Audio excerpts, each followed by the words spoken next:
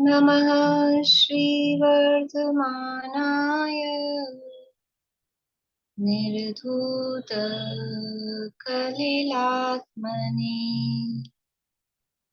सालोकानां त्रिलोकानां यद्विद्यादर्पणाय ते यद्विद्यादर्पणाय ते सकल पाप मल प्रक्षालक श्रीवर्धमान को करूँ नमन। लोकालोक प्रकाशित करने जिनकी विद्या है दर्पण, जिनकी विद्या है दर्पण।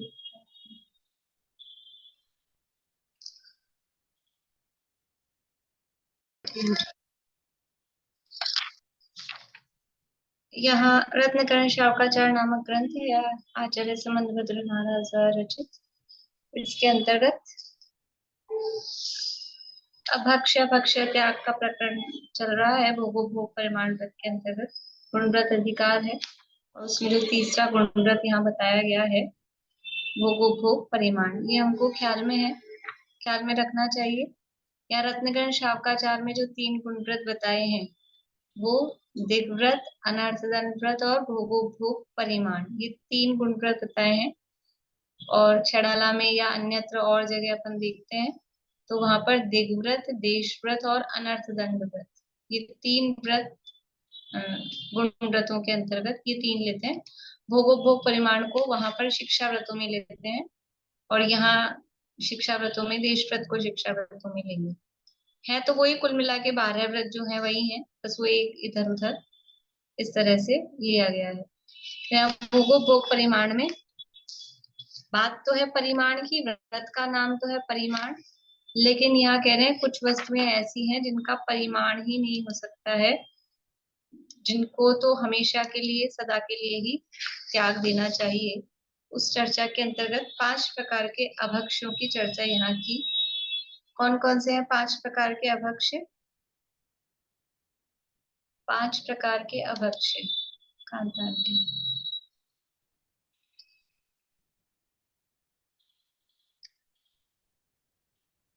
हो गया, बोलिए। त्रसजीव त्रस्य नशाकारक, बहुघातक, अनुपक्षय और अनिष्ट। त्रस घात मतलब जिसमें त्रस जीवों की हिंसा होती है। त्रस घात, बहुघात, नशाकारक, अनुपसेव्य और अनिष्ट, इस प्रकार के 5 प्रकार के अभक्ष्यों की चर्चा इन्होंने पंडित सदाशिवदास जी कासलीवाला साहब ने भी विस्तार से की। और फिर कल पानी छानने के संदर्भ में, कंदमूल त्याग के संदर्भ में, वनस्पति त्याग के संदर्भ में विशेष विशेष बातें यहाँ बताई गई कि जो जमी कंद हैं, कंदमूल हैं और जो छोटे झाड़ियों के बेर वगैरह जो जो नाम वहां बताए थे श्लोक में, वो तो त्यागने योग्य है ही, खाने योग्य है ही नहीं। इसके साथ ही साथ जो भक्ष्य वनस्पतियां या शाक सब्जियां जो हम खाते हैं उनमें भी जो अत्यधिक कच्ची हैं अर्थात सप्रतिष्ठित हैं, सप्रतिष्ठित वनस्पतियां खाने योग्य नहीं होती है, ये बताया गया है।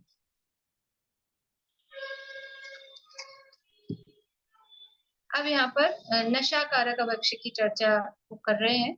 नशाकारक के अंतर्गत पेज नंबर 142 पे अफीम त्याग रीडिंग करेंगे। ये तो सब समझ लीजिए अपने यहाँ इस तरह से कुछ मुझे लगता नहीं अपने समाज में ऐसा कुछ होता हो। काशी फल में क्या दोष होता है? फिर से बोलिए। काशी फल में क्या दोष होता है? काशी फल में एक तो बड़ा फल होता है, साइज बहुत बड़ा होता है, और शायद सह प्रतिष्ठित भी वो होता है, इसमें दिया ना उसमें, इसमें नाम दिया कद्दू, कद्दू बोला था ना, कद्दू। हाँ तो वो बड़े फल के अंतर्गत तो आता ही है और शायद इसमें सह प्रतिष्ठित के अंतर्गत बोलिए। कोहड़ा को बोलते हैं काशी फल।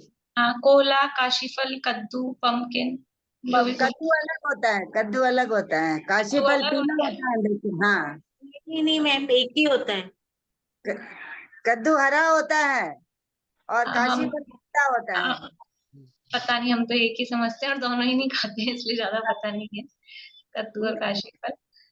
अब देख लीजिए जो भी है उसके अंतर्गत। नशा कारक के अंतर्गत अफीम त्याग। पढ़िए अर्चना जी, पेज नंबर 142 है, रत्नाकरी शावकाचार्य। अफीम त्याग। अफीम खाने वाले को यदि एक घड़ी अफीम नहीं मिले तो वह जीवन में जमीन में बेहोश होकर गिर जाता है। वेदना के आर्त परिणाम से पशु जैसा जमीन में पड़ा पैर रगड़ता है, निर्लज्ज होकर याचना करता है, नेत्रों से पानी बहने लगता है। यदि उसे अफीम मिल जाती है तो नशे में आकर भूला हुआ सा ऊँघता रहता है। जिह्वा इंद्री की लोलुपता बढ़ जाती है। स्वाध्याय, धर्मश्रवण, व्रत, संयम, उपवास आदि दूर से ही छोड़ देता है। उसकी बुद्धि धर्म से विपरीत हो जाती है। उत्तम आचरण नष्ट हो जाता है।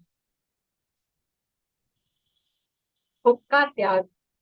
हुक्का की महामलिनता, दुर्गंध, तंबाकू और धुआं के योग से पानी में जीवों की उत्पत्ति हो जाती है।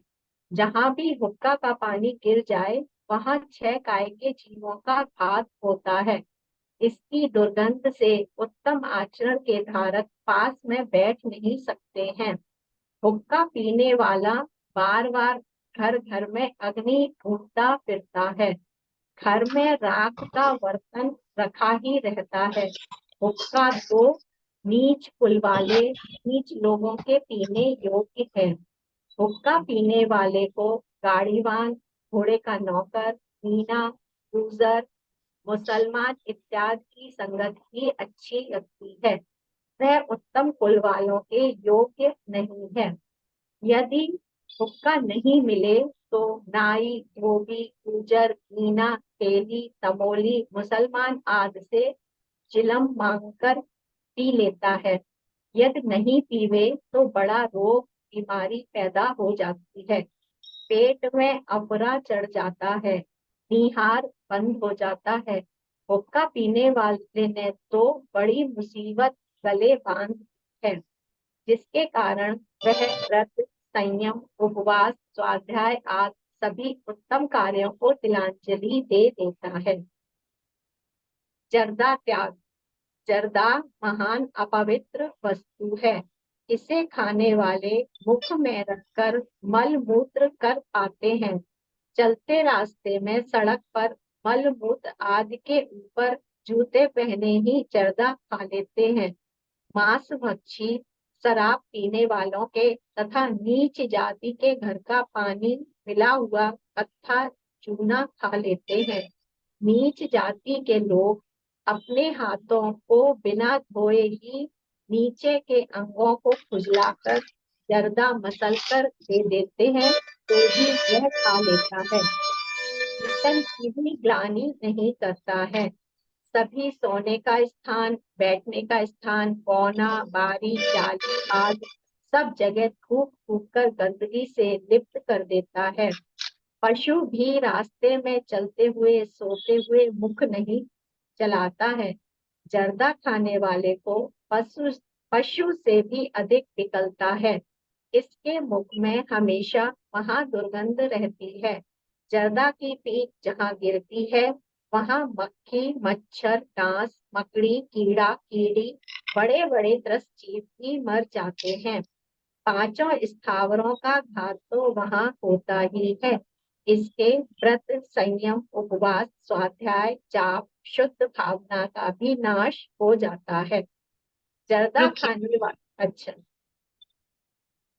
देखिए मतलब बात इसमें समझाने वाली कुछ भी नहीं है, इसको तो अपन पढ़ रहे हैं और फिर ऐसी ही इस टाइप की क्या अपने जीवन में कुछ मतलब ये जो भी है वो नशा कारक का मतलब है जो भी ऐसी आदतें जिसके बिना बेचैनी होती हो, जैसे अफीम के संदर्भ में कहा, हुक्का के संदर्भ में कहा, तो वो तो नहीं है। अब ये जर्दा वाली चीज हो सकता है कुछ लोगों में, जैनों में भी होती है खाने की, तो स्वास्थ्य की दृष्टि से भी नुकसानदायक है और वो आदत भी अच्छी नहीं है। वो सारी बातें अपन यहाँ देख ही रहे हैं। पर इसी तरह की जैसे पान खाने का शौक होता है, बहुत से लोग खाते हैं पान, और आयोजनों में, शादी विवाह के प्रसंग में, उसमें तो स्पेशली चला के खिलाया जाता है। तो वो पान का पत्ता अपने आप में अभक्ष्य है, पहली बात। सप्रतिष्ठित होता है, कल कहा था पत्ते हैं जिनको तोड़े तो बराबर टूट जाते हैं, तो वो पान का पत्ता सप्रतिष्ठित होता है, अभक्ष्य होता है। और वो आप देखते होंगे पान वाले की दुकान में ऐसे पानी में पड़े रहते हैं, तो पानी में निरंतर वहां गीलेपन में जो रहेंगे तो और उसमें जीव उत्पन्न होते रहते हैं।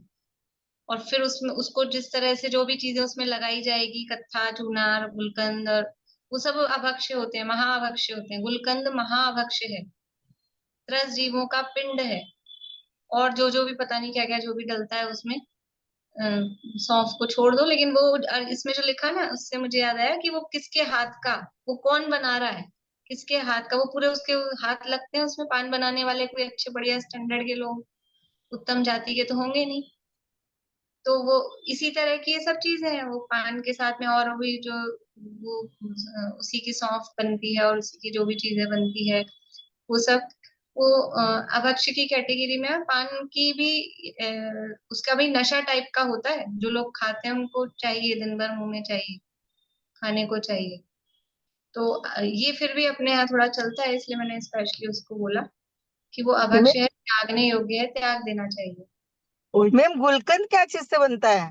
गुलाब की पत्तियां, गुलकंद नाम ही है ना, गुलाब की पत्तियों से बनता है। गुलाब की पत्तियों में त्रसजीव है, गुलाब के फूलों से बनता है। इसलिए मतलब वो हो गया। हाँ, उसमें त्रसजीव होते हैं, चाहे घर में बनाओ चाहे बाजार का लाओ, कुछ भी करो। बाजार का तो महान ही हिंसक है, और घर में भी बना रहे हैं तो भी महान हिंसक है, हिंसा ही है। वो खाने, हाँ ठंडाई में गुलाब की सूखी पंखुड़ियां डलती है हाँ, तो वो। सुखाएंगे तो भी वो गीली को लाकर ही सुखाएंगे, उसमें त्रसजीव मरेंगे ही मरेंगे, इसलिए वो खाने योग्य नहीं किसी भी तरह से। पत्तियां वत्तियां गुलाब की वो काम में लेने योग्य नहीं, बिल्कुल भी नहीं है। और ये सब थोड़े बहुत स्वाद की चीजें हैं। मैं इसलिए स्ट्रिक्टली बोल रही हूँ खाने योग्य नहीं है, नहीं खाना चाहिए, वरना कभी कभी मैं थोड़ा ऐसे भी बोलती हूँ। इसके बिना कोई मतलब बहुत बड़ी चीज नहीं है, कोई डेली यूज की चीज नहीं है, और कोई हमारा काम नहीं चल रहा है कि हमारे स्वास्थ्य को नुकसान पहुंच रहा है। केवल स्वाद के लिए या अपना स्टैंडर्ड दिखाने के लिए दो ही काम हो सकते हैं, बस उसी के लिए है ये चीज। तो उसमें हम कर सकते हैं बिल्कुल। मैम बोलिए। ये क्या बोलते हैं, घर में पान की बेल लगी हुई है जैसे, तो वो तो पत्ता ही इंडीड पत्ता। सप्रतिष्ठित है, पत्ता ही अच्छा। सप्रतिष्ठित है, घर की हो, बाजार की हो, कहीं की भी हो। खाने योग्य नहीं है। अब कोई का ये फायदा करता है, ये है वो है, डिलीवरी में खिलाते हैं, जापे में भी खिलाते हैं, हाँ और हाँ कुछ नहीं। और दुनिया भर की चीजें हमने नहीं खाया कभी तो क्या हो गया, हाँ, वो तो कोई कुछ हो फर्क गया क्या? सगाई में ना ना। खिलाएंगे, शादी में खिलाएंगे, तो उसके बिना शादी सगाई नहीं होती क्या? होती है, हुई है। इसलिए कोई वो नहीं है, मतलब बिल्कुल भी ऐसा नहीं कि ये कोई अनिवार्य आवश्यकता की चीज हो, बिल्कुल जरूरी नहीं है। बोलिए शीला भाभी। गुलाब का शरबत तो उसमें ही आता था हमेशा। शरबत भी वही चीज है ना, गुलाब का शरबत एसेंस से हाँ, बना रहे हैं, अब तो एसेंस भी फूल की पत्तियों से ही बन रहा है। और अभी अगर तक तो प्योर फूलों पीते का ही ही नहीं बनाया है। जा रहा है तो भी वो उसी से बन रहा है। टोटल में कुल मिला के वो हिंसक ही है। सूखी पत्तियों का भी नहीं बनाना चाहिए ना फिर तो। सूखी पत्तियां भी वो सुखाएंगे तो वो गीली लाकर ही सूखेगी ना, तो वो गीली में त्रसजीव है, तो वो जब उसको यूज मतलब सुखाने के लिए भी लेंगे, फूल तोड़ेंगे, तो जीव हिंसा उसमें होनी ही होनी। बोलूं? मैं हाँ बोलूं? हाँ, पढ़िए बात। जर्दा जर्दा खाने वालों की बुद्धि आत्मा के हित में नहीं प्रवर्तती है, संयम के योग्य नहीं रहती है। उसमें दया, क्षमा, शील, संतोष, इंद्रिय विजय के परिणाम कभी नहीं होते हैं। अनेक पापाचार, कपट, छल में उसकी बुद्धि प्रवीण हो जाती है, अनेक व्यसनों में लग जाता है। जर्दा खाने वाले को मांगने में शर्म नहीं लगती है, सभी नीच जाति के लोगों से भी मांग कर खा लेता है। शराब मांस खाने वाले जिस समय शराब पीते हैं, हुक्का पीते हैं, यह उनके हाथ का दिया हुआ जर्दा बीड़ी मांग मांग कर खाता पीता रहता है। जर्दा खाने वाले बहुत मनुष्यों को अच्छी तरह से निकट से देखा है। एक के भी परमार्थ की बुद्धि परलोक सुधारने की बुद्धि ही नहीं होती है। इस जर्दे के प्रभाव से हीन आचरण बढ़ जाता है। उसकी बुद्धि परमार्थ से भ्रष्ट होकर लौकिक लोगों की तरह छल में, व्यभिचार में, लोभ के प्रबल हो जाती है, लोभ में प्रबल हो जाती है। जर्दा खाने वालों को सच्चा धर्म नहीं हो सकता। इस प्रकार अपने परिणाम में आप स्वयं देख सकते हैं, अनुभव कर सकते हैं। दूसरे जर्दा खाने वालों का स्वरूप भी आप प्रत्यक्ष देखकर जर्दा खाने का अवश्य ही त्याग करो। जर्दा खाने वाला यदि एक दिन भी जर्दा नहीं खावे तो परिणामों में उपाधि, पेट में पीड़ा, अनेक रोग उत्पन्न हो जाते हैं। इसलिए जर्दा खाना महारोग है, महाव्याधि है। सुगलापना को अंगीकार करना है। भांग त्याग। भांग पीने से अपना बड़प्पन, शोभा नष्ट हो जाती है। भंगेड़ी की इज्जत घट जाती है। जीवा इंद्रिय की लंपटता बढ़ जाती है। विकलता सताती है। वह तो प्रमादी होकर ऐश करना, बहुत निद्रा लेना, बहुत घी शक्कर का भोजन करना चाहता है। पांचों इंद्रियों के विषयों में लंपटता को प्राप्त हो जाता है। ज्ञान कमजोर हो जाता है, बहमी हो जाता है। भांग पीने वाले को मीठे भोजन की इतनी लंपटता हो जाती है कि मीठा मिलने पर कृत्य कृत्य सा हो जाता है। उसमें आत्मज्ञान, धर्म का ज्ञान कभी नहीं होता है। बाह्य आचरण से भ्रष्ट हो जाता है। देखिए, एक चीज आप देख रहे होंगे, चाहे हुक्का त्याग कहा था, चाहे जर्दा त्याग कहा, मतलब उसका मेन इफेक्ट क्या रहा है कि वो व्यक्ति धर्म में नहीं लग पाता है, उसको धर्म सुहाता नहीं है। वो उसका आचरण भी खराब है और कोई धार्मिक क्रियाकलाप में, क्योंकि वो उसके ही उसमें ऐसे फंस गया है, वो उस नशा की वस्तु में, कि उसको उस विषय में ही इतना आनंद आता है कि और कुछ धर्म मार्ग में वो लग ही नहीं पाता है। असली बात तो ये है। हाँ, पढ़िए आगे। अब हिंसा तो जो है वो बता ही रहे हैं यहाँ पे। भांग में हजारों त्रस्त जीव चलते दौड़ते दिखाई देते हैं, उत्पन्न होते रहते हैं। वर्षा ऋतु में भांग में अपरिमाण त्रस्त जीव उत्पन्न हो जाते हैं। भंगेड़ी भांग को सोचता नहीं है, घोट कर पी जाता है। इस प्रकार अफीम खाना, जर्दा खाना, हुक्का पीना, भांग पीना, छोतरा पीना, तंबाकू सूंघना, ये शरीर के तो महारोग ही है। इनका छोतरा भी नशा कोई इसी तरीके, कल छोतरा आप पूछ रहे थे शायद, तो वो ये भी कोई ऐसी नशाकारक वस्तु होगी, एग्जैक्ट तो अपने को नहीं पता, अपने काम की चीजें नहीं है, तो इसी में इसी टाइप की कोई चीज होगी। पढ़िए आगे। इनका नशा करने वाले के चेहरे की आकृति बिगड़ जाती है, धर्म तथा आचरण बिगड़ जाता है। ऐसा नियम है। ये नशा सम्यक ज्ञान, सम्यक चारित्र के भी महाघातक ही है। ये अमल अनर्थ दंडों में भी है, व्यसनों में भी है तथा भक्षों में भी है। इसलिए यदि अपना मनुष्य जन्म, जिन धर्म, उत्तम कुल आदि जो पाए हैं, उन्हें सफल करना चाहते हो तो इस नशा अमल करने का त्याग ही करो। रात्रि भोजन त्याग।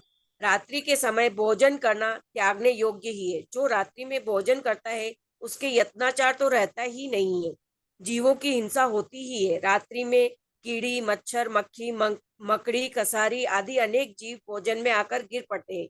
यदि दीपक, बिजली आदि जलाकर भोजन करते हैं तो उजाले के संयोग से दूर दूर के जीव दीपक के पास तेजी से आकर भोजन में गिर पड़ते हैं।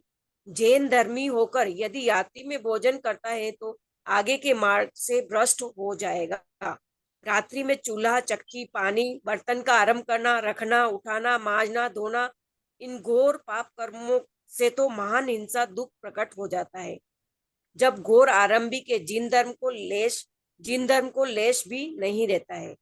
कोई रुकिए, देखिए, अब बात आ रही है मतलब अपने लोगों पे। अभी तक तो वो चल रही थी, और नशा कारक के संदर्भ में ये और है, ऐसी कोई भी वस्तु है जिसकी लत, मतलब जिसके बिना बेचैनी होने लगे, चाहे खाने की हो, चाहे देखने की हो, चाहे और भी किसी भी तरह का, अगर इस तरह का हमको है तो वो व्यसन कहलाता है। तो ये नशा कारक है, वो व्यसन के अंतर्गत है। तो किसी भी तरह का व्यसन वो करने योग्य नहीं है। तो किसी भी तरह की, इस तरह की अगर आदत हो जाती है कि अब उसके बिना रहा नहीं जा रहा है, तबीयत बिगड़ रही है, बेचैनी हो रही है, मतलब भोजन है नॉर्मली, वो एक अलग बात है। लेकिन वैसे कोई वस्तु किसी इंद्रिय के विषय के रूप में यदि ग्रहण करने की आदत पड़ गई है, तो वो सब नशा कारक के अंतर्गत आती है। अब रात्रि भोजन त्याग के संदर्भ में कह रहे हैं, तो ये वैसे तो बहुत अच्छी बात नहीं, जैसे ऐसा लग रहा है अब अपने लोगों के बीच में हुक्का की बात करना, जर्दा की बात करना, मतलब बिल्कुल अपने लेवल की बात नहीं है, ऐसा लगता है। ऐसे ही अपने लोगों के बीच में, जैनों के बीच में रात्रि भोजन की बात करना, जमीकंद त्याग की बात करना वास्तव में करने लायक बात नहीं है। जैनी कहते किसे हैं? वीर प्रभु कह गए सभी से, जैनी वह कहलाएगा, दिन में भोजन छान के पानी, नित्य जिनालय जाएगा। तो ये तो जैनी की पहचान के चिन्ह है कि रात्रि भोजन वो करता ही नहीं है, कोई भी हो जैनी का बच्चा। लेकिन अब काल दोष से कहो कुछ भी कहो, रात्रि भोजन की प्रवृत्ति चल पड़ी है। कब से चल पड़ी? कि ये समझ लो 250-300 साल पहले से। तब तो उन्होंने लिखा, जो चीजें चल रही थी ये जैनों में भी चल रही होगी, ये नशाकारक की और इस तरह की प्रवृत्तियां, तो उन्होंने लिखी।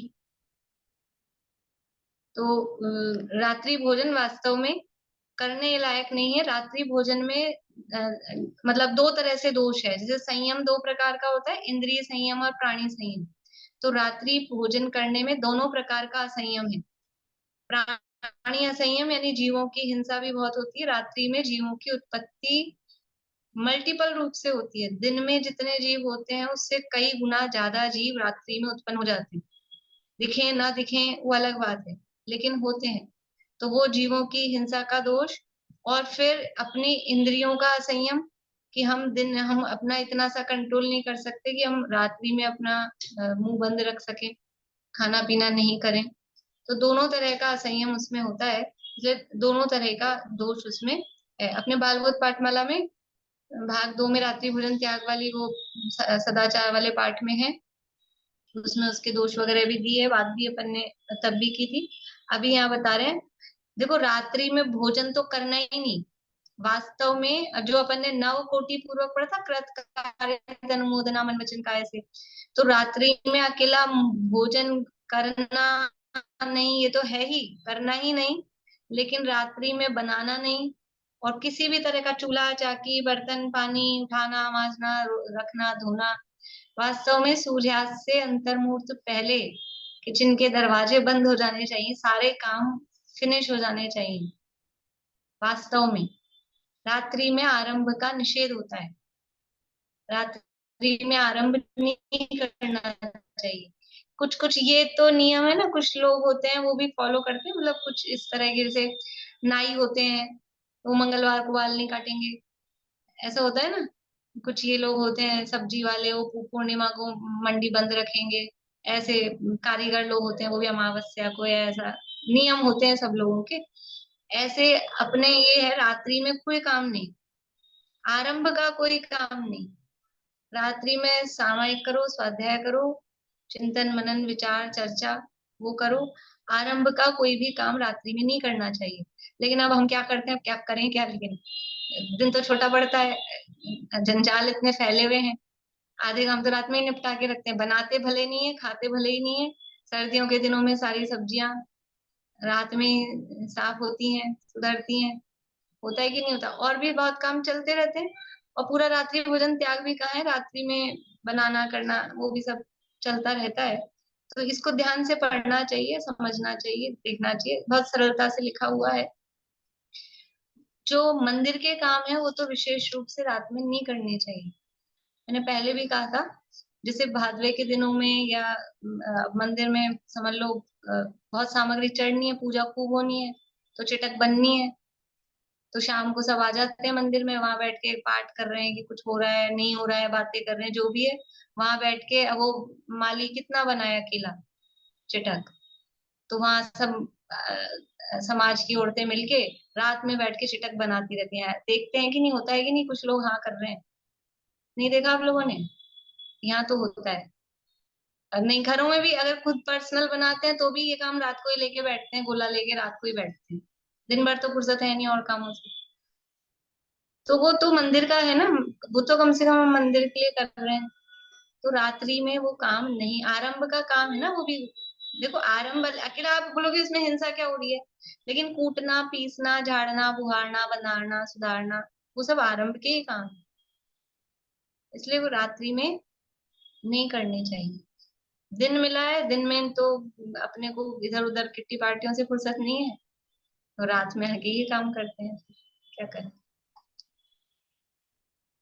पढ़िए आगे, कौन पढ़ेंगे।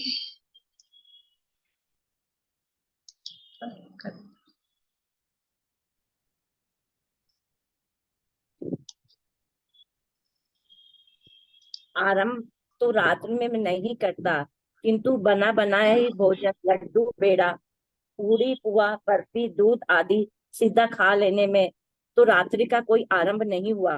देखो प्रश्न कर रहे हैं कि हम रात्रि में आरंभ तो नहीं कर रहे, बना तो नहीं रहे, लेकिन पहले से बना हुआ है, कोई भोजन बना हुआ है, लड्डू पेड़ा बर्फी पहले से बना के रख दिए, तो अब तो खा लें उसको, दूध खा लिया, बर्फी खा ली, पेड़ा मावे का पेड़ा वेड़ा ये बना लिया, तब तो कोई दोष नहीं है। देखिए उसे समझाते हैं, पढ़िए। उसे इस प्रकार समझाते हैं, जो दिन में छोड़कर रात्रि में भोजन करता है उसकी तीव्र राग रूप महान हिंसा होती है। जैसे अन्न के ग्रास का अनुराग तथा मांस के ग्रास का अनुराग समान नहीं होता, उसी प्रकार रात्रि भोजन का अनुराग तथा दिन के भोजन का अनुराग समान नहीं है। दिन में ही भोजन बहुत काफी है, जो रात्रि तथा दिन दोनों में भोजन करता है उसके डोर के समान धर्म रहित प्रवृत्ति रही। रात्रि भोजन करने वालों के व्रत तप नहीं होते हैं। देखिए क्या कह रहे हैं, उसमें आसक्ति ज्यादा है, राग ज्यादा है, और राग अपने आप में हिंसा है। हिंसा किसे कहते हैं? आत्मा में मोह राग द्वेष भावों की उत्पत्ति होना, वो हिंसा है। रात में भोजन करा, दिन में ही भोजन काफी है, लेकिन वो दिन में भी खाना है, रात में भी खाना है, मतलब आसक्ति बहुत अधिक है। तो वो ढोर यानी पशुओं के समान उसकी प्रवृत्ति है धर्म। अरे जो कुछ शाकाहारी पशु होते हैं वो भी वास्तव में रात्रि में नहीं खाते हैं। ये तो अभी बेचारे क्या करें, गाय आदि को जैसे जो रखते भी है ना घरों में, दूध वाले होते हैं, कुछ अच्छे से रखते हैं वो अलग बात है, बाकी वो दिन में तो अब गवर्नमेंट ने मना कर रखा है, सड़कों पे पशु दिखने नहीं चाहिए, नहीं तो पकड़ के ले जाएंगे, तो वो रात में उनको खाने को छोड़ देते हैं। तो वो मजबूरी में बेचारे रात में खाते हैं, दिन में उनको मिलता नहीं है। नहीं तो गाय, कबूतर आप देख लीजिए, कबूतर कभी रात में नहीं खाएगा, कितने दाने पड़े हों कुछ भी हों, रात्रि होने से पहले वो अपने जगह पे जाके बैठ जाएगा, रात में नहीं खाएगा। और फिर ये कह रहे हैं अब हम कैसे हैं, दिन में भी रात में भी हर समय, और रात का भी हिसाब किताब नहीं, 12 बजे 1 बजे 2 बजे 4 बजे कभी भी, तो पशुओं के समान, पशुओं से भी गई हुई थी स्थिति है। बढ़िया। ऐसा विशेष जानना, अनादिकाल से विदेह क्षेत्र में तथा भरत क्षेत्र के जिन धर्मी के तो दिन में एक बार या 2 बार ही भोजन होता है, रात्रि में तो कभी भोजन नहीं होता। जो रात्रि में भोजन करता है तो चूल्हा चक्की बुहारी जल आदि का समस्त आरंभ रात्रि में ही होगा। भोजन बनाने में, तरकारी बनाने में, पुरुषों के भोजन करने में, स्त्री कुटुंब सेवक आदि के भोजन करने में, बर्तन धोने में, मांजने में, बुहारने में 2 प्रहर रात्रि बीत जाती है। अनेक जीवों का संहार हो जाता है, समस्त यत्नाचार का अभाव हो जाता है। कीड़ा कोडी इल्ली कसारी मकड़ी इत्यादि बड़े बड़े जीवों का भोजन में गिरना तथा ईंधन में, चूल्हे में, तरकारी में, जल में, बर्तनों में तो गिरते ही हैं। दीपक व चूल्हा आदि के निमित्त से मक्खी मच्छर डांस पतंगे आदि अनेक जीवों का नित्य प्रति ही होम हो रहा है। दिन में तो आरंभ तथा रात्रि में घोर आरंभ से सभी परिवार के लोगों को बहुत दुख उत्पन्न हो जाता है। रात्रि में घोर धंधा आरंभ करने से परिणामों में समता नहीं आ सकती। रात्रि में भोजन करने वाले को धर्म सेवन, शास्त्र का पठन, श्रवण, तत्वार्थ की चर्चा, सामायिक जाप सुख ध्यान का तो अवसर ही नहीं रहता है। जिनेंद्र धर्म के धारक रात्रि भोजन कभी भी नहीं करते हैं। ऐसी सनातन रीति अभी तक चली आ रही है।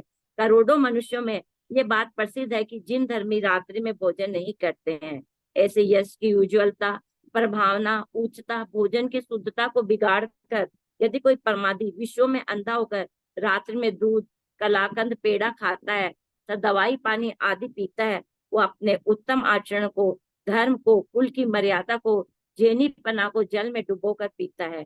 वो अपने उत्तम आचरण को, धर्म को, कुल की मर्यादा को, जेनीपन को जल में डुबोकर पीता है। वह पीता है नहीं, सन्मार्ग से, आप उसी लाइन को वापस पढ़ रहे हैं, सन्मार्ग से में भ्रष्ट हुआ उन्मार्गी है। उसका तो भावी अभ्यंतर मार्ग ही भ्रष्ट है और वह आगे अधर्म की परिपाटी चलाने वाला है। इस प्रकार रात्रि का बनाया हुआ भोजन भी दिन में खाने योग्य नहीं है। नीच रुकिए संगति से रुकिए, देखिए देखिए क्या कह रहे हैं। रात्रि भोजन का मतलब वही यहाँ कह रहे हैं कि हमारे कुल की परिपाटी, नहीं जैन कुल है ना हमारा, हमारे कुल की परिपाटी क्या है कि जैनी कभी रात्रि में भोजन नहीं करते। और जो शुरू में कहा अनादिकाल से विदेश क्षेत्र में भरत क्षेत्र के जिंदर, यानी इससे पहले जब भोग भूमि थी, उत्तम भोग भूमि में कितनी बार भोजन करते हैं? उत्तम भोग भूमि में भोजन का क्या सिस्टम है? बोलिए अनीता जी। 3 दिन में एक बार बेर के समान। 3 दिन में एक बार, वो भी बेर के समान। फिर मध्यम भोग भूमि में क्या सिस्टम है? मध्यम भोग भूमि में विनीता आंटी।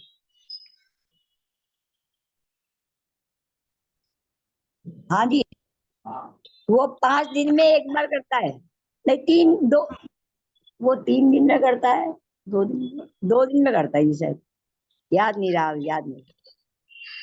बोलिए सरिता जी। 2 दिन में एक बार भोजन करो, मध्यम भोग भूमि में। 2 दिन में एक बार, और वो आंवले के बराबर, समान। बहेड़ा के आंवले के बराबर। बहेड़ा। फिर आंवले के बराबर वो उसमें आएगा उत्तम भोग, जगन्य भोग भूमि में। और जगन्य भोग भूमि में एक दिन छोड़कर, यानी 3 दिन में एक बार उत्तम में, 2 दिन में एक बार मध्यम में, और 1 दिन में एक बार वो, 1 दिन में एक बार मतलब 1 दिन छोड़कर, छोड़कर की बात है, 1 दिन छोड़कर जगन्य भोग भूमि में, 2 दिन छोड़कर मध्यम भोग भूमि में, 3 दिन छोड़कर उत्तम भोग भूमि में, ऐसा करता है। और जब कर्म भूमि चालू होती है तो कर्म भूमि में चौथे काल में क्या होता है कि एक ही बार भोजन करते हैं दिन में, एक बार करते हैं। तो ऐसा नहीं मुसलमानों की जैसा प्रकाश में एक ही बार भोजन करते हैं। और जब पंचम काल का प्रारंभ होता है, जैसे जैसे चौथा काल बीतता जाता है, तो चौथे काल के प्रारंभ में वो एक दिन में एक बार, फिर जैसे जैसे बीतता जाता है तो फिर वो शिथिलता, अवसर्पणी काल है ना, शिथिलता आती जाती है, तो पंचम काल की तरफ आते आते, और फिर पंचम काल के प्रारंभ में दिन में 2 बार, एक दिन में 2 बार इतना होता है। और अभी तो पंचम काल के 3000 वर्ष भी पूरे नहीं बीते हैं। अभी क्या स्थिति हो गई है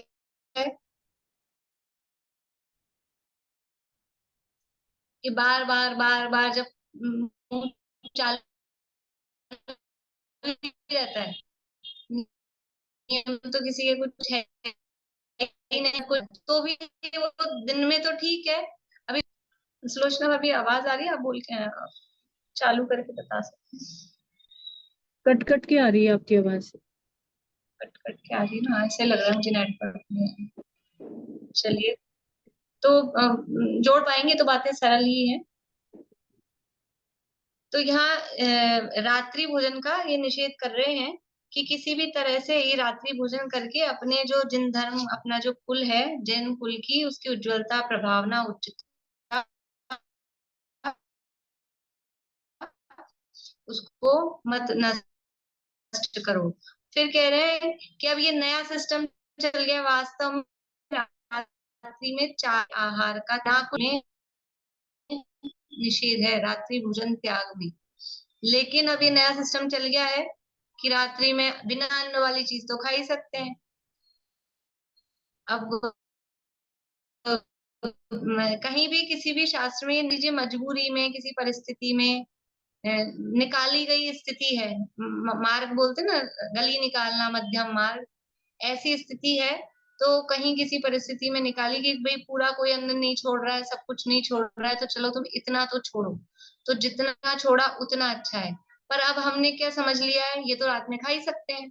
सकते कुछ नहीं है, रात में पानी की बूंद भी पीना नहीं चाहिए। रात्रि भोजन त्याग तो ये है। लेकिन अब हम दिन में जितना नहीं खाते, उससे ज्यादा आइटम रात में खाने का सब चीजें बनती है। वो सिंगाड़े अंगाड़े की, बिना अन्न की, नमकीन, और ये वो तो इसलिए निकाला था कि आदमी कितना खाएगा, बर्फी बर्फी, पेड़ा मीठा मीठा कितना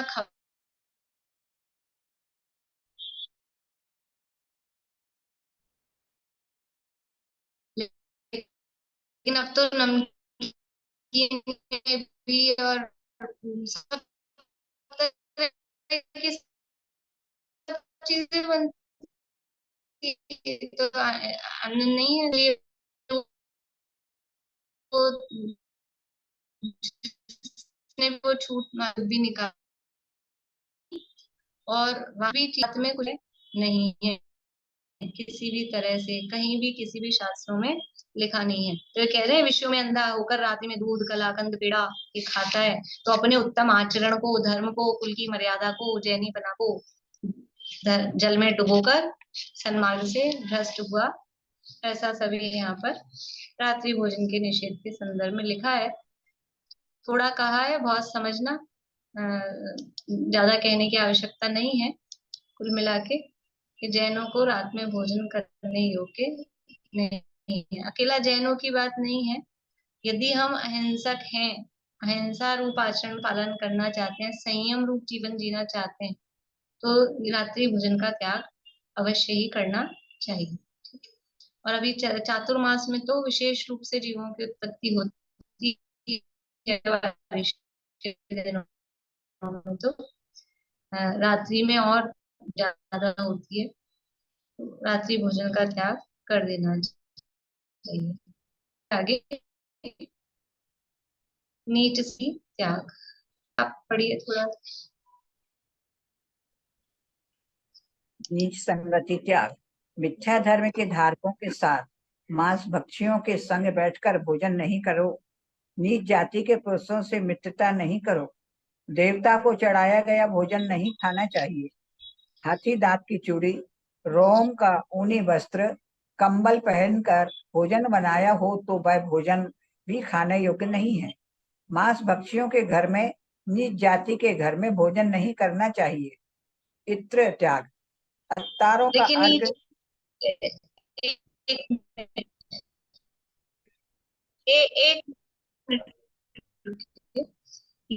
यहाँ जो ये कह रहे हैं कि है, तो वो त्रस जीव उसमें होते हैं, इसी तरह से ऊनी वस्त्र उसमें भी त्रस जीव होते हैं, तो वो पहनकर भोजन बनाया गया हो, वो पहनकर भोजन नहीं करना चाहिए। इसी तरह से जो कौड़ी शंख होता है, कभी कभी वो शादी के दिनों में हाथ में बांधते हैं, जो भी उसमें वो शंख आता है, तो वो शंख भी हमें काम में लेने के योग्य नहीं है किसी भी तरह से। खेल के रूप में, पहनने के रूप में, कपड़ों में शंख लगे हुए आते हैं, इस तरह के कपड़े या कोई शो पीस जहां पर भी शंख का, हाथी दांत का यूज किया गया हो, हमें काम में लेने योग्य नहीं है।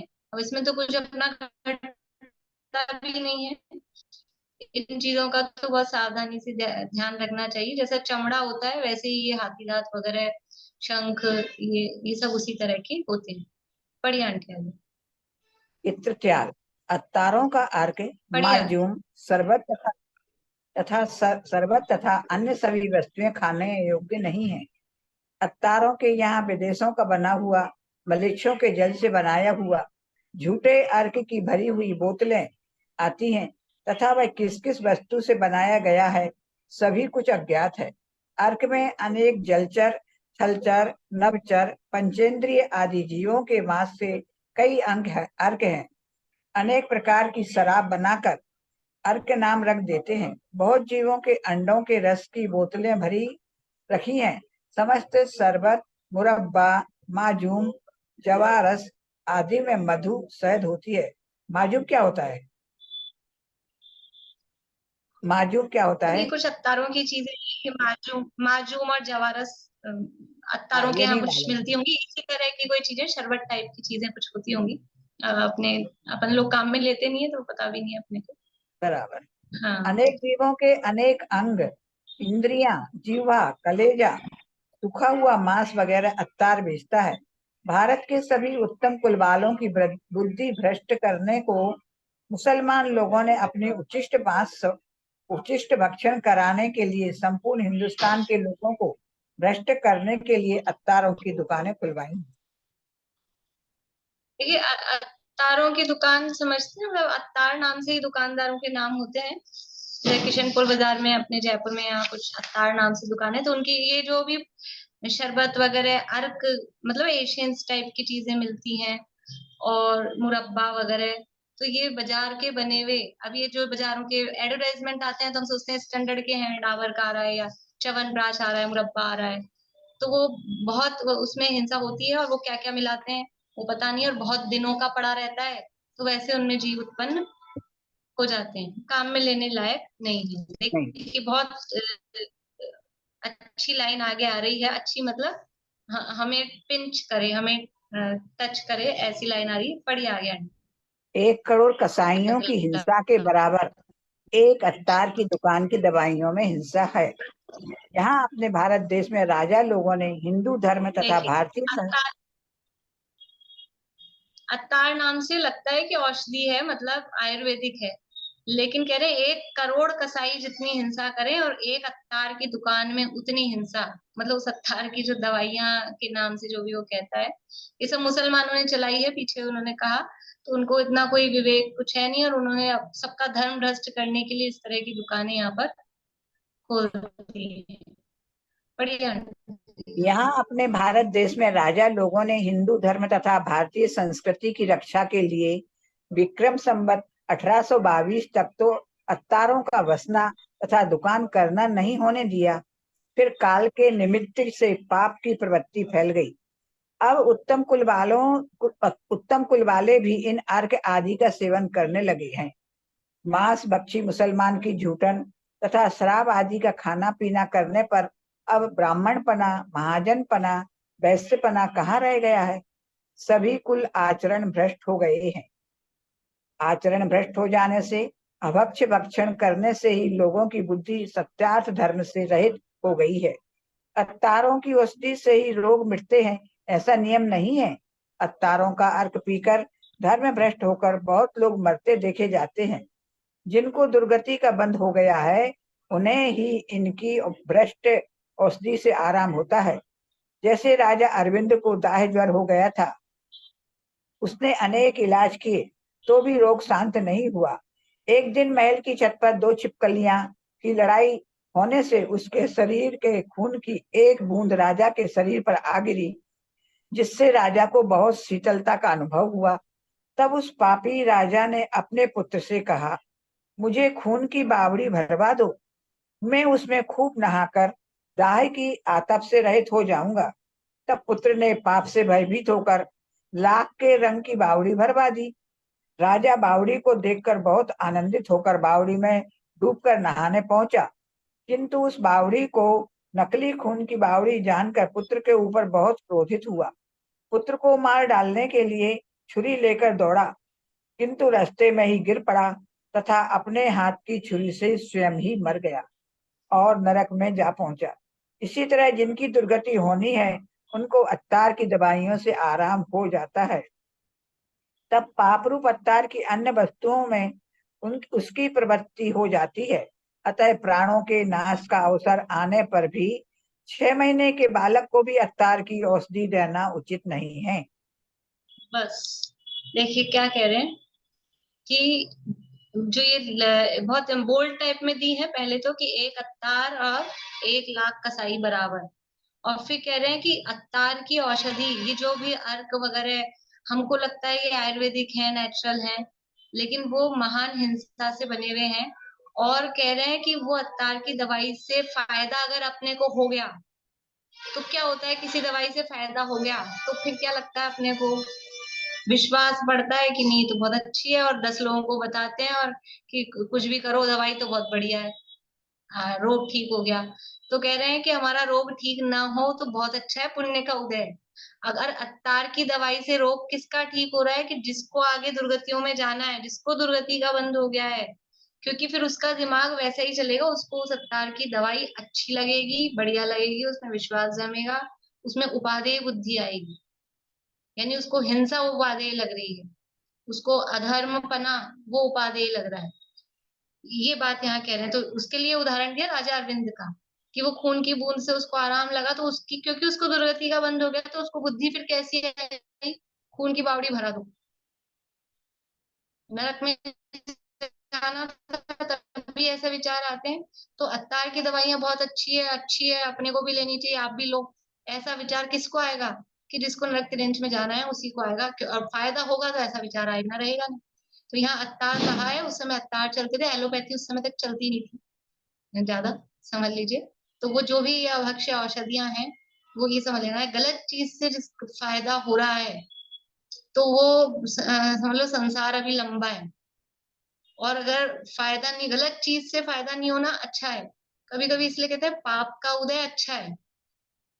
पाप का उदय अच्छा है का मतलब क्या, कि पाप के उदय में जीव विषयों में लिप्त नहीं होता है, और ये समझ में आता है कि हाँ अपने हिसाब से काम नहीं हो रहा। पाप का उदय मतलब समझ लो घर में सासू जी अपनी नहीं सुन रहे हैं, कि पति अपनी नहीं सुन रहे हैं, कि पत्नी अपनी नहीं सुन रही है, कि बेटा अपना नहीं सुन रहा है, बहू अपना नहीं सुन रही है, ऐसा हो, अपना कहना नहीं मान रहे हैं, तो पाप का उदय है कि पुण्य का उदय है? पाप का उदय है। लेकिन वो अच्छा है, मतलब उसको हम सोच सकते हैं ऐसा कि ये उदय अच्छा है, कि यदि वो हमारी सुनते, हमारे हिसाब से काम करते, तो हमको क्या लगता कि देखो सब मेरे हिसाब से चलते हैं, ये हमारी कर्तृत्व बुद्धि पुष्ट होती। लेकिन वो हमारी नहीं सुनते हैं, हमारा कहना नहीं मानते हैं, तो हमको ये कर्ता बुद्धि तो नहीं होती कि कोई हमारी सुनता है या मेरे हिसाब से दुनिया चलती है। तो अच्छा है कि मेरी ये कर्ता बुद्धि तो नहीं है कि मेरे हिसाब से दुनिया चलती है, ये हमको। पर ये है कि विचार करने वाले के लिए है, वरना रोता रहे आर ध्यान करे वो अलग है, लेकिन जो इसको विचार करे इस तरह से, तो उसके लिए वो पाप का उदय अच्छा है। तो ऐसे ही अभक्ष्य औषधियों से दवाई ठीक नहीं, रोग ठीक नहीं हो तो अच्छा है। और अभक्ष्य औषधियों से रोग ठीक हो रहा है, वो दिख तो रहा है बाहर में पुण्य का उदय कि रोग ठीक हो गया, लेकिन में वास्तव में वो महान पाप का उदय है, क्योंकि वो घोर दुर्गतियों में जाने का कारण बन रहा है। तो इस तरह से यहाँ वो अभक्ष्य औषधि अत्तारों की दवाई कहकर अभक्ष्य जितनी भी अशुद्ध औषधियां हैं जो घोर हिंसा से बनती हैं उनका ये दो लाइनें हैं, मैं पढ़ देती हूँ। धर्म बिगड़ जाने के बाद यह जिन धर्म अनंत काल में भी नहीं मिलेगा, इसलिए जैन धर्म के धारकों को शरीर के हजारों खंड हो जाएं तो भी अभक्ष्य भक्षण नहीं करना चाहिए। बहुत अच्छे से अंडरलाइन कर लेनी चाहिए। ये शरीर तो क्या है, एक ना एक दिन जाने ही वाला है, पर इस शरीर की स्थिति के लिए कुछ भी खा लें, और बाहर में घोर जीवों की हिंसा हो, इधर अपने परिणामों में मोहरा रूप अपनी आत्मा का घात हो, और धर्म से भ्रष्ट नहीं करना चाहिए। अभी आगे और है होटल का भोजन और अनुसेव्य, मैं सोच रही थी आज पूरा हो जाए, अभी कल ही पूरा होएगा, तो फिर एक थोड़ा सा रह जाएगा अपना। चलिए बोलिए, थैंक यू। दीदी बच्चों को जो पहले मेरे को नॉलेज नहीं है इसलिए पूछ रही हूँ, ग्राइप वाटर देते थे वो भी फिर अब में उस तरह से ही आएगा?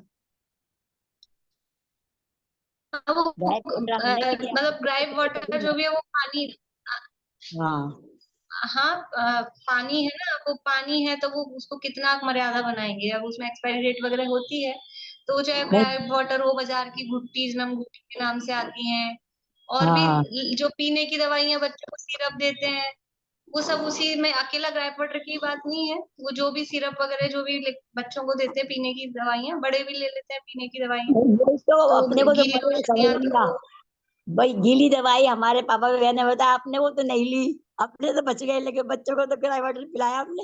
हाँ, तो वो अपनी अपनी गलती है ना, पिलाया हमने भी पिला दिया। तो दवाइयां भी तब देते ही हैं, वो दीदी हम लोग वही अवतार की बात है आज ना, से बच्चों अपने अपन तो नहीं लेंगे, लेकिन बच्चों की बात आती तो जरा अपने को लगता है कि चलो, तो इसमें भी स्ट्रिक्ट होना चाहिए थोड़ा सा, कि नहीं हम ऐसा काम नहीं करेंगे, बच्चे का जीवन होता होगा, उसका साता का उदय होगा तो हो जाएगा, पर इतना पक्का हो अंदर से तब है। बोलिए ना। दीदी अवतार से हम लोग वो मंगाते हैं आंवले का मुरब्बा, तो मंगाना चाहिए कि नहीं? नहीं, नहीं बिल्कुल नहीं। आंवले का मुरब्बा कहीं से भी नहीं मंगाए? नहीं, वो मुरब्बा वो बहुत बहुत पुराना होता है, वो प्रिजर्वेटिव डाल देते हैं, लेकिन उनमें जीव बहुत होते हैं। घर में बना लीजिए ना, घर में बना लीजिए, थोड़ा थोड़ा बना लीजिए, 2-4 दिन 10 दिन का, इतना मतलब 10 दिन भी बहुत ज्यादा बोल रही हूँ मैं, वैसे तो वो एक दिन की ही मर्यादा उसकी होती है, लेकिन भाई आप इतना नहीं तो 2-4 दिन का जितना बन जाता है, तो उस हिसाब से अत्तार का बिल्कुल नहीं खाना चाहिए, किसी भी तरह से नहीं खाना। चलिए, जय श्री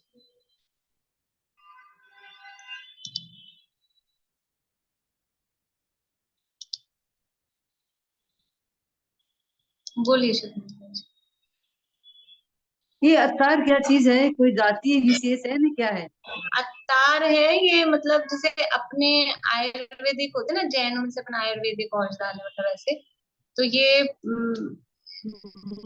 मुसलमानों के द्वारा उनके जो आयुर्वेदिक टाइप के जो होते हैं, जैसे उनके क्या बोलते हैं, हकीम जी होते हैं ना, हकीम, जैसे अपने वैद्य जी बोलते हैं, उनके हकीम बोलते हैं उर्दू में। तो वो उस टाइप से वो कुछ दवाइयां जो बनाते हैं उस पद्धति से, मोमडन पद्धति से जो दवाइयां बनती है वो वो अत्तार कहलाती है। मुसलमानों वाली दवाई नहीं लेनी चाहिए। हाँ, मुसलमानों वाली, और मतलब भले ही वो दिखने में आंवले का मुरब्बा है, अपने को लगे खाने का ही है, ऐसी चीजें हैं, लेकिन फिर भी जो उनकी पद्धति है, जो उनकी स्टाइल है, वो जो तरीका है वो हिंसा वाला है, उसमें हिंसा घोर होती है, और वो पड़े रखते हैं बहुत बहुत दिनों तक चीजें, इसलिए। अब यहाँ कहीं यहाँ प्राकृतिक में जाते हैं, वहाँ ये सब ये मिलते हैं, गुलकंद ये सब, ये नहीं दवाइयाँ के खाना लिए। चाहिए। हाँ हाँ, वो प्राकृतिक, इसीलिए मैंने कहा कि हम प्राकृतिक के नाम से, आयुर्वेदिक के नाम से कुछ भी ले आते हैं, कुछ भी सोच लेते हैं। कल परसों मैंने इसलिए हाँ, रामदेव का ऐसा नाम लेके भी बोला, अब यहाँ तो प्योर है, रामदेव के नाम प्राकृतिक पे में हम कुछ जाते हैं भी तो। उठा लाएंगे। तो ऐसा नहीं है कि वो सब शुद्ध होंगे, अपने को अपना विवेक रखना पड़ेगा, ठीक है ना, कि ये कब बनी, थोड़ा सा अपने को माइंड मतलब बुद्धि को थोड़ा व्यापक रखना पड़ेगा, कि ये चीज बनी है, ये कह रहे हैं शुद्ध है, तो कब बनी है, कब तो बनी है, बनने के बाद इसकी मर्यादा कितनी हो सकती है, कितने दिन, कितना ही वो कहो उसमें जीव उत्पन्न, गीली अगर चीज है, गीली चीज में जीव उत्पन्न होते ही हैं। गीली वस्तुओं की कोई मर्यादा नहीं होती, 5-6 घंटे से ज्यादा से ज्यादा कुछ आपने किया है तो एक दिन, बस इतनी ही होती है। अब बातें तो बहुत है इसमें, पापड़ हैं, पापड़ कितने कितने दिनों तक खाते हैं, वो तो कच्चे ही हैं, तो उसकी तो 24 घंटे भी नहीं रह पाती है, उबले हुए पानी से किया हो तो समझ लीजिए, अदरवाइज 6 घंटे की मर्यादा है उसकी। वो पापड़ चलते रहते हैं बहुत दिनों तक, मंगोड़ी चलती रहती है बहुत दिनों तक। तो थोड़ा थोड़ा मतलब अपने को कोशिश करनी चाहिए, अगर चलता है इस तरह का काम तो धीरे धीरे उनको कंट्रोल करना चाहिए, हो जाता है ऐसा सहज में, कुछ नहीं। जय श्री